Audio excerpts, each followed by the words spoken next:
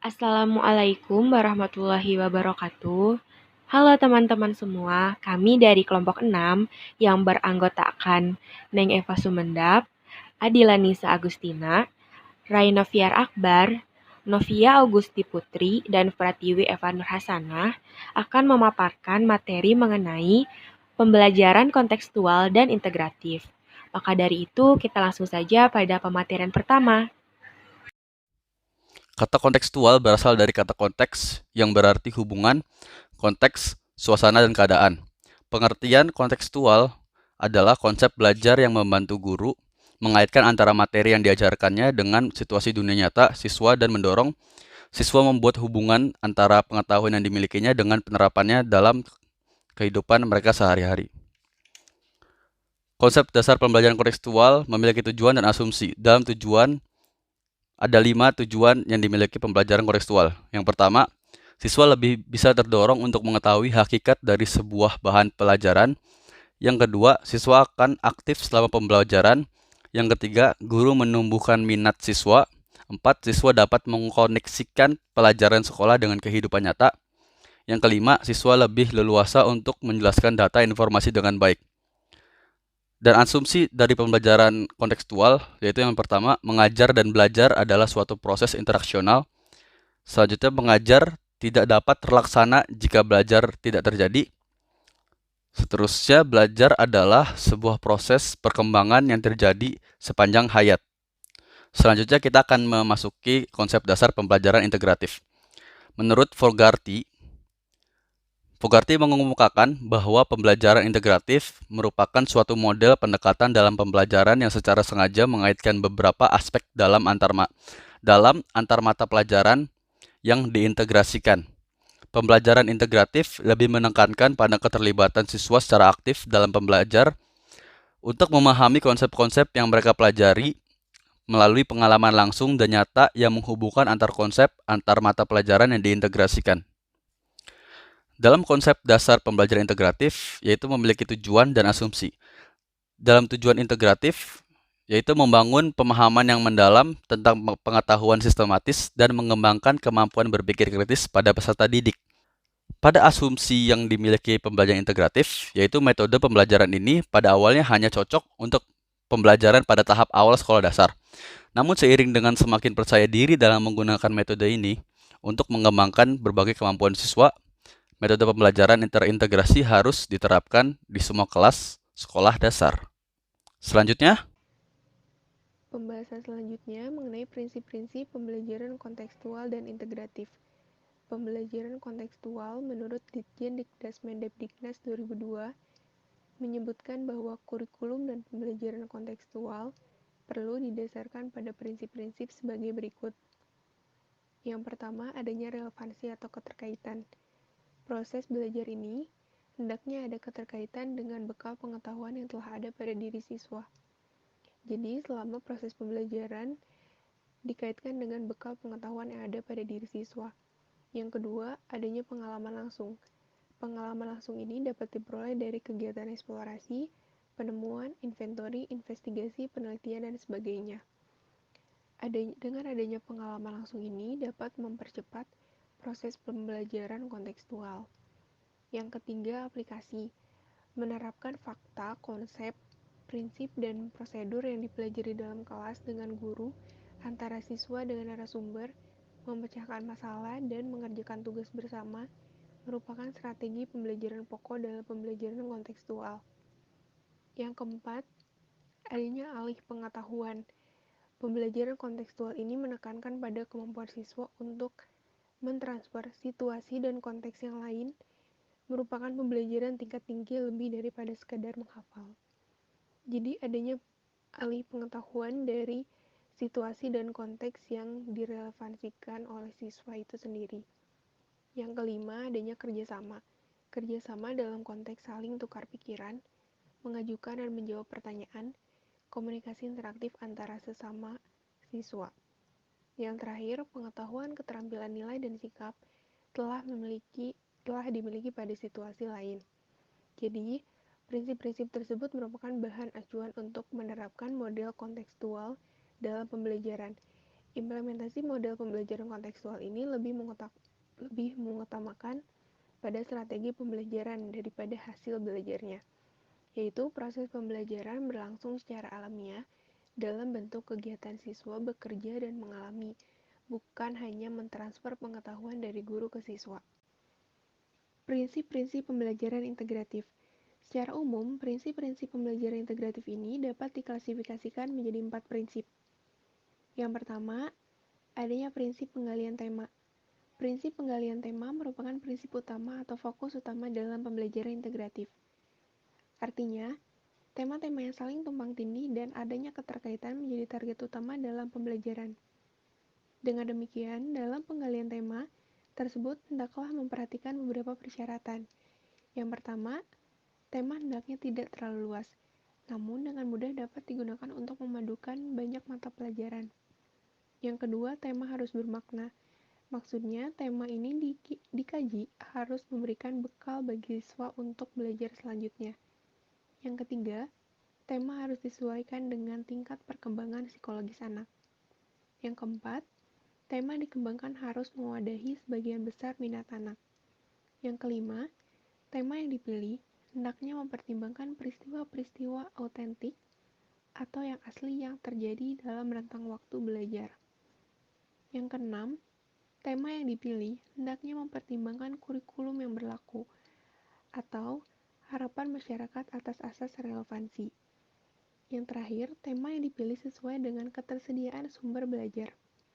Prinsip yang kedua, prinsip pengelolaan pembelajaran. Pengelolaan pembelajaran ini dapat optimal apabila guru mampu menempatkan dirinya secara keseluruhan dalam proses pembelajaran. Artinya, guru ini harus mampu menempatkan diri sebagai fasilitator atau mediator dalam proses pembelajaran. Menurut Prabowo, mengemukakan bahwa pengelolaan pembelajaran hendaknya guru dapat berlaku sebagai berikut. Yang pertama, guru itu hendaknya tidak menjadi single aktor yang mendominasi pembicaraan dalam proses belajar mengajar. Yang kedua, pemberian tanggung jawab individu dan kelompok harus jelas dalam setiap tugas yang menuntut adanya kerjasama kelompok.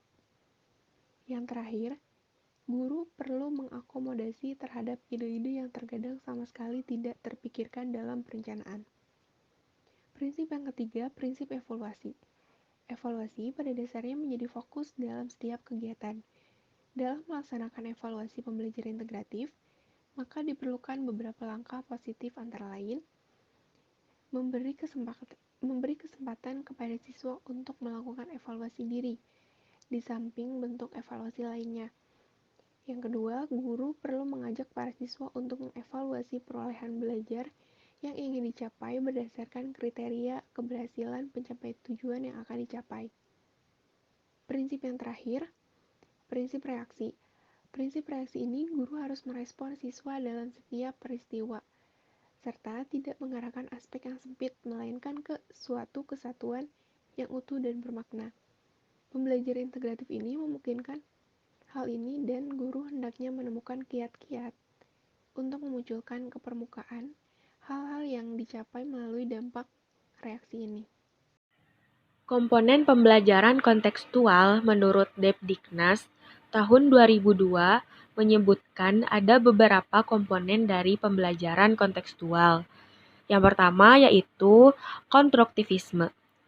Konstruktivisme ini bahwa siswa membangun dirinya sendiri untuk memperoleh pengetahuan mereka melalui keterlibatan aktif dalam proses belajar mengajar.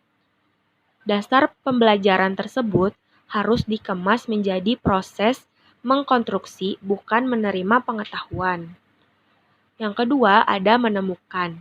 Menemukan merupakan bagian inti dari kegiatan pembelajaran CTL yang mempunyai seperangkat siklus yaitu observasi, bertanya, mengajukan, dugaan, mengumpulkan data, dan menyimpulkan.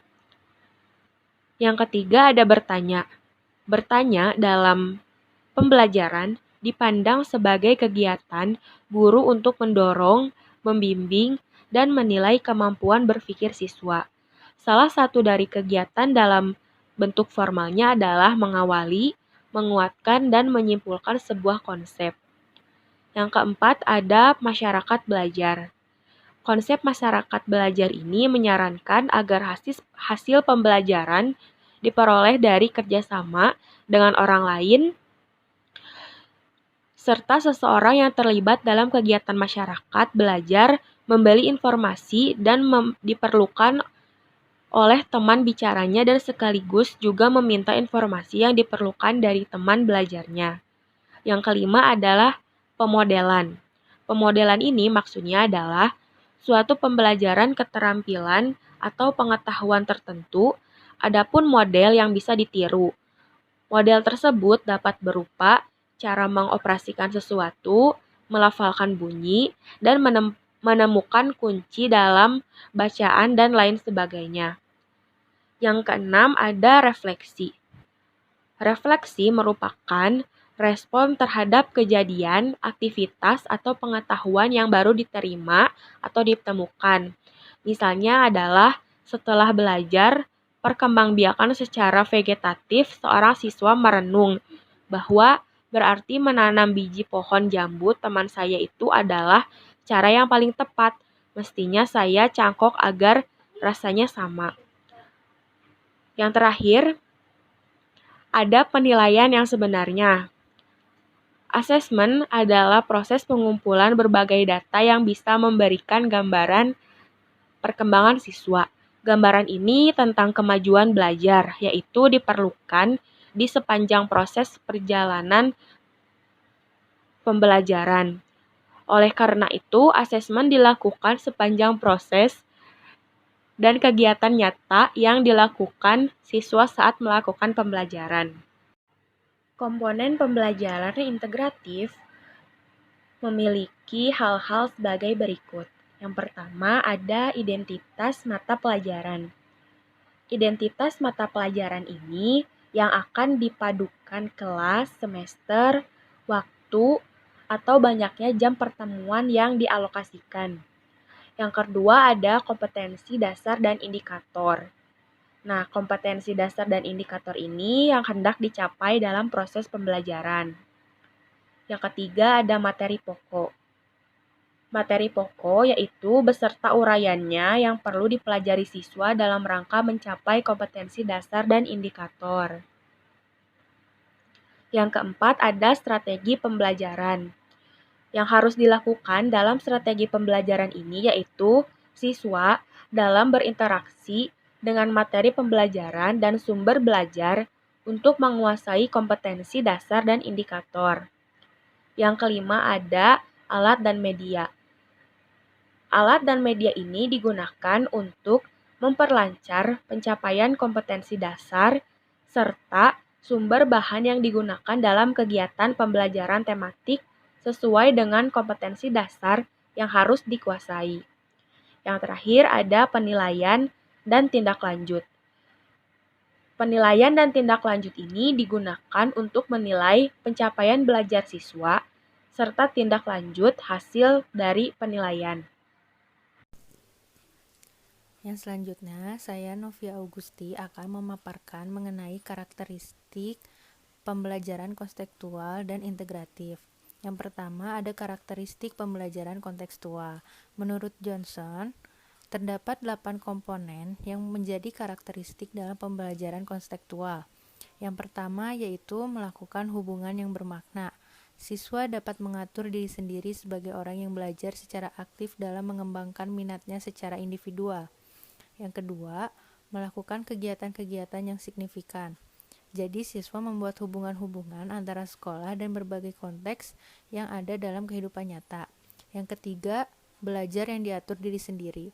Siswa melakukan kegiatan yang signifikan, yaitu seperti ada tujuannya, ada urusannya dengan orang lain, dan ada hubungannya dengan penentuan pilihan. Yang keempat, bekerja sama. Siswa dapat bekerja sama. Guru dan siswa bekerja sama secara efektif dalam kelompok. Yang kelima, berpikir kritis dan kreatif. Siswa dapat menggunakan tingkat berpikir yang lebih tinggi secara kritis dan kreatif.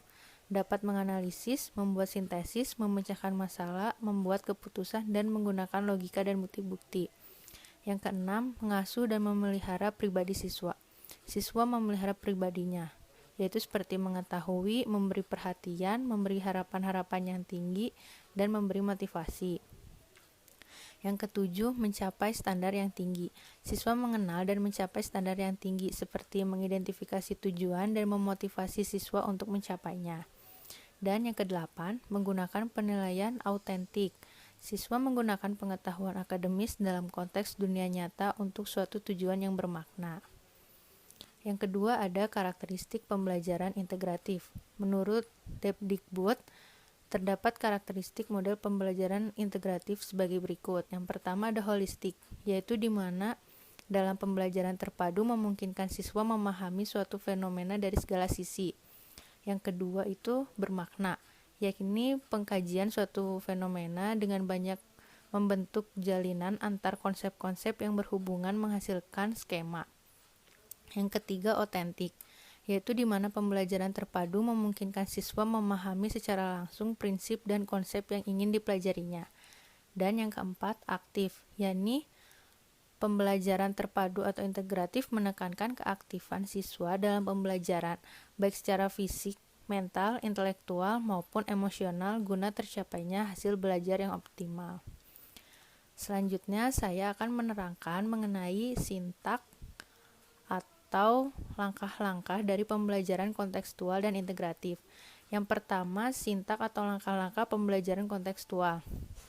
Menurut Idrus Hasibuan, mengemukakan bahwa terdapat langkah-langkah pembelajaran kontekstual, antara lain yang pertama, mengembangkan pemikiran bahwa anak akan belajar lebih bermakna dengan cara bekerja sendiri, menemukan sendiri, dan mengonstruksi sendiri pengetahuan dan keterampilan barunya. Yang kedua, melaksanakan sejauh mungkin kegiatan inquiry untuk semua topik. Yang ketiga, mengembangkan sifat ingin tahu siswa dengan bertanya. Yang keempat, menciptakan masyarakat belajar. Yang kelima, menghadirkan model sebagai contoh belajar. Yang keenam, melakukan refleksi di akhir pertemuan. Yang ketujuh, melakukan penilaian yang sebenarnya dengan berbagai cara. Sedangkan Idrus Hasibuan mengemukakan bahwa program pembelajaran kontekstual hendaknya yang pertama, nyatakan kegiatan utama pembelajarannya. Yang kedua, rumuskan dengan jelas tujuan umum pembelajarannya. Yang ketiga, uraikan secara terperinci media dan sumber pembelajaran yang akan digunakan. Yang keempat, rumuskan skenario tahap demi tahap kegiatannya harus dilakukan siswa.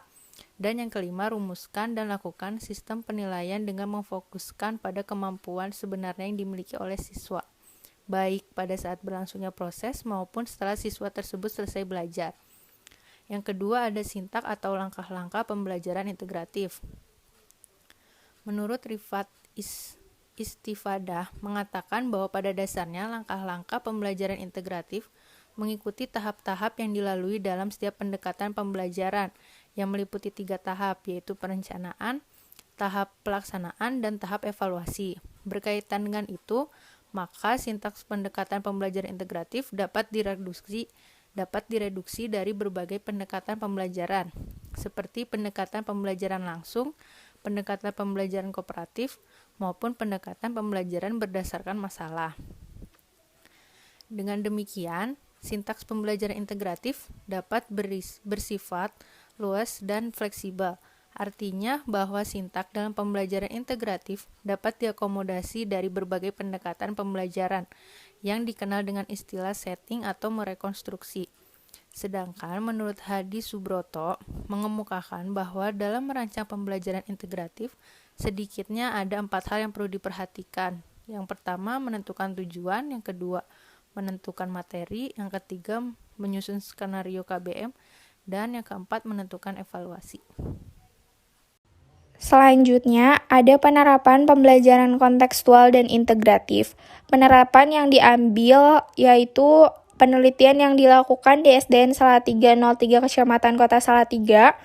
Subjek penelitiannya yaitu kelas 1 yang terdiri dari 16 siswa laki-laki dan 12 siswa perempuan. Variabel dalam penelitian ini yaitu pembelajaran tematik integratif berbasis kontekstual, keaktifan, dan hasil belajar siswa. Definisi operasional pertama yang digunakan dalam penelitian ini adalah pembelajaran tematik integratif berbasis kontekstual, yaitu pembelajaran yang memuat beberapa muatan dalam suatu tema yang dihubungkan dengan situasi nyata siswa dalam kehidupan nyata. Kedua, keaktifan belajar yang merupakan aktivitas siswa selama pembelajaran. Ketiga, hasil belajar yaitu kemampuan siswa setelah mengikuti pembelajaran. Selanjutnya bisa dilihat untuk lebih lengkapnya di dalam makalah. Mungkin sekian pemaparan tentang pembelajaran kontekstual dan integratif dari kelompok 6. Kurang lebihnya mohon maaf, dan apabila ada yang ingin ditanyakan, silakan untuk ditanyakan di sesi pertanyaan. Wassalamualaikum warahmatullahi wabarakatuh.